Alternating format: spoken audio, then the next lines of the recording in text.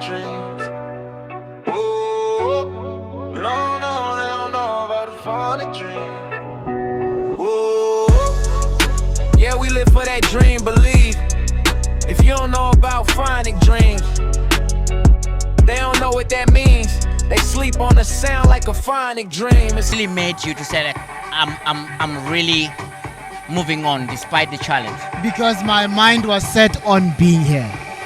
The moment I had a brief with Jacob about what he's trying to do, what he's trying to accomplish, what he's putting together, and how we can all get involved in making it happen, that was it. Yeah, talking about Jacob. How did you meet Jacob? So Jacob is our client. So a friend of mine and I, we run a camping business.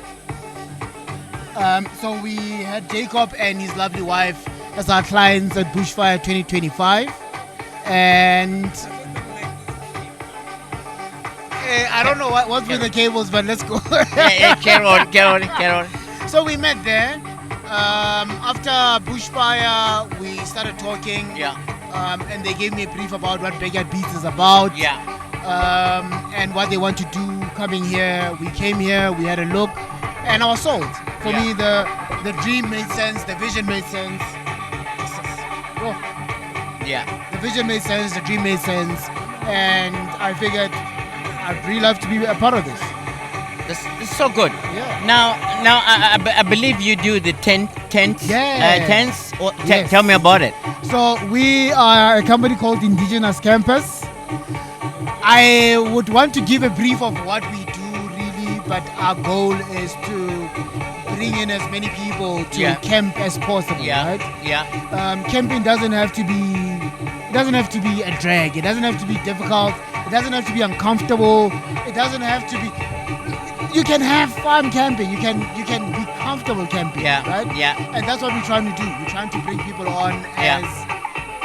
I mean, if I tell you when I started camping, it's about 5 years ago. Wow. And I started then.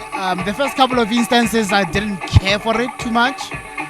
But the third time, I realized that I actually prefer this over a 5-star hotel and whatever, right? And I can go anywhere, whenever I want, whenever I need. It's cost effective. It's easy to put together. And that's what sold me on the idea. And then we last year decided that this is something that we love. We know how to do. We do it well. We might as well start bringing other people on board and provide services to bridge the gap between people who would want to travel, but not necessarily want to do it camping because they don't want to buy the equipment. They don't want to do it. We are happy to provide the equipment. We are happy to provide the service. We are happy to hold your hand, making it a lot simpler for you to jump into the thing of camping as possible. Most of the people that we've had on board have decided to buy their own tents simply because they saw how simple this thing can be, right? Look, the work is hard setting it up. It really is hard. If I have to set up 20 tents, that's a lot of work. It's hard work. But the moment it's set and we've got our own little compound sitting there.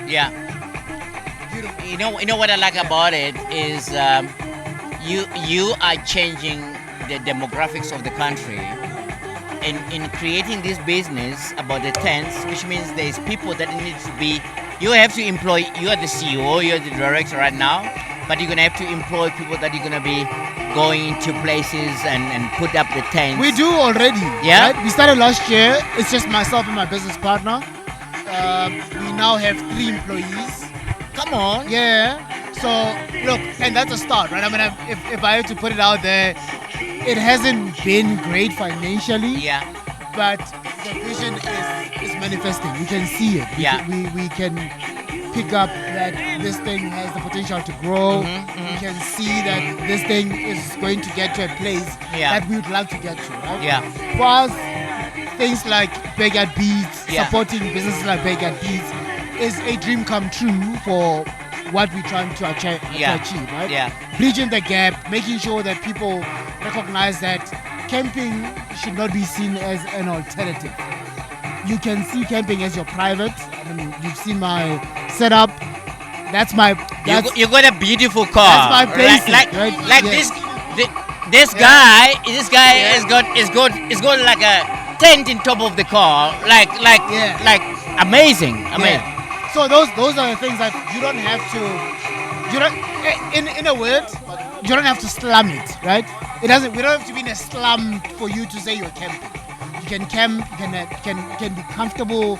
It can be easy for you. You can walk in and walk out. Yeah. And for us, that's a thing. Yeah. And the reason we call ourselves indigenous campers is we think that we need to bring camping to the people. So our services are indigenous. To whatever it is that you are doing. Right? As of right now, it's indigenous to. You know the funny thing is you're talking about indigenous. Yeah. Actually, camping takes people out of, like, for example, crime. Yeah. You can be here and see, there's life going around there. You're solving a lot of problems, right? People are stressed. I mean, life is hard. Let me give you a backstory, right? So one of our employees, so this guy lives in Hammanskraal, right? So my business partner grew up in Hammanskraal. Yeah. And he grew up. You got bugs on your nose. Bugs all over the place, right? There's a lot happening. So he saw this boy who had successfully quit Nyaobe, right?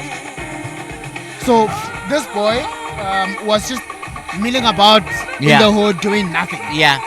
And because he was his neighbor and he knows him, he knows that this boy doesn't have any skills really. But what could be written on paper is a skill, right? He brought this boy in and he said, we've got something here that we're doing. We can teach you. We can show you how we do this, and you can then be our employee. And you starting up with us, we can put this thing forward. So this boy now is our anchor employee, right? Come on. He Bro. is clean. He doesn't do drugs anymore. Look at that. All he does, and this is the one thing that, and we unfortunately couldn't bring him in today. Yeah. Is he just focuses on that this, note, what would be your message to Gayton McKenzie? He's the minister. I mean, you need to be supported. There needs to be some financial backup, some sort, and to get these things off the ground is not cheap. A business like yours that is changing people from Nyaope and they're coming to work with you as an entrepreneur. What kind of support would you need? I think so. For me, the easiest thing, and it doesn't really need to be financial, right? Is opening up the space for smaller. Bro, you got 2 bugs on you. I've got bugs all over the place. Is to bring. You also have 2 bugs all over the place. Right. We're taking out bugs on each other. I know, right? Well, talking about doing podcasts and the camping. Yeah, there's a lot happening here. Yeah. But it's okay. We find a way. We roll with the punches. Yeah. So what I think needs to happen is there needs to be a space open for small operators to do this, right? This market that we are operating in is historically occupied by white people. We know, right? And what we're trying to do, and I don't even want to worry about marketing spiel and whatever. Yeah. What we're saying is we have the skills. Forget the skills that I possess on setting up a camp, right? I have the skills of running a business. Yeah. I've run a business. Yeah, you're in IT, right? I've employed people. Yeah. That's what I do, right? On a day-to-day basis, that's the thing that I do. I employ people, I build systems, I do all sorts of things. Right. My business partner is a risk person, he does risk, right? We have those skills, but our passion lies somewhere else. That's right. And we would like to be able to have the space to get in without the barrier of entry being as difficult as it is right now. Yeah. It's extremely difficult. You have to almost use other people's events for us to be able to do something at all. Right? So if I were to set up my own event now, the amount of money that I need to put out of my own pocket to set this thing up, it doesn't justify any of them. It just doesn't make any business sense, right? So if there is a way for me, government should be the ones who are saying, hey, if I'm having a start plan, for instance, where can I look and which are the alternatives that I can do? You're supporting this, not just the event, but the venue here. This venue is probably one of the best sanctuaries that we have around Northwest and Gauteng, right? It's a stone throw from Gauteng. It's here. It's everything is managed at a point where you're trying to promote conservancy and making sure that the biodiversity of the Makhalis is kept where it's supposed to be kept. Yeah. Those are the things that we don't know. I only found out when I got here that this is what this thing does. Yeah. And because there's no space really open for any of us to be, at least get an income stream from government. That's it. And I'm not saying giving me money. Say open up the space so I can provide a service that you can pay for. 100%. So we now planning for 2026. Yes. Backyard base. Yes. In everything that happens, there is always a visionary. What would be a message to Phonic himself? Hey man, you started something amazing. Yeah. Keep on keeping on. That's it. For me, is you brought everybody together. Yeah. Right? Yeah. And you started something amazing. For me, this is I'm not worried about the numbers. I'm not worried about. Yeah. Those things are secondary. That's right? true. It's secondary. This has been basically the launch of it. So this is a good turnout. Yes. We here. Finally, I'm gonna give you a chance for people who wanna book you.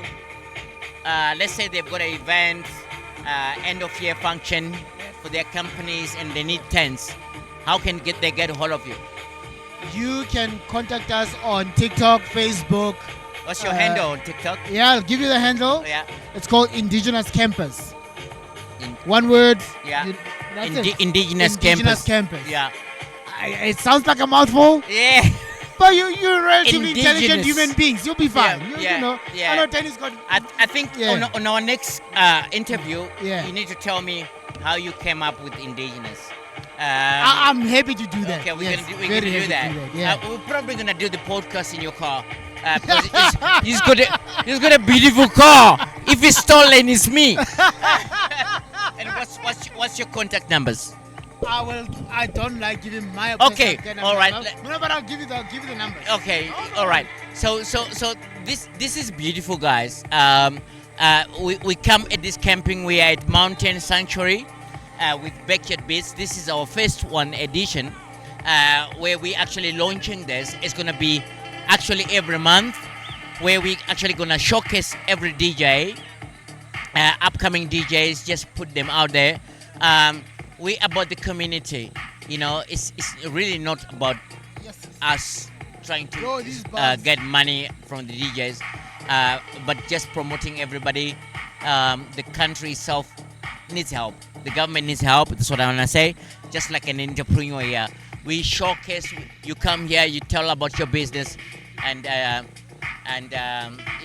whatever is going on. We just need to get it going. Oh no! And you're gonna tell me your numbers? Yeah. Okay. You can text We're us gonna or- finally get the numbers from You will get the indigenous. numbers. Indigenous. I am very. The indigenous. I The am very riggers. crazy about giving out numbers. Yes. What's your number? The number is 065 Yeah. 612 Yeah. 5396. 96. And you've got an email address? The email address is info@indigenouscampus.co.za. info@indigenouscampus.co.za. Hook up if you need a tent. These are the guys to get a tent from. Appreciate you, brother, Amen. for your support. Danny, thank you for having me, my man. You're welcome. Let's do this 2026. Even with the bugs flying all over the place. It's good. We're doing amazing. Okay, all right. Easy. Thank you. All right. Oh no, They don't know about the fun dreams. Ooh, no, they don't know about the fun dreams.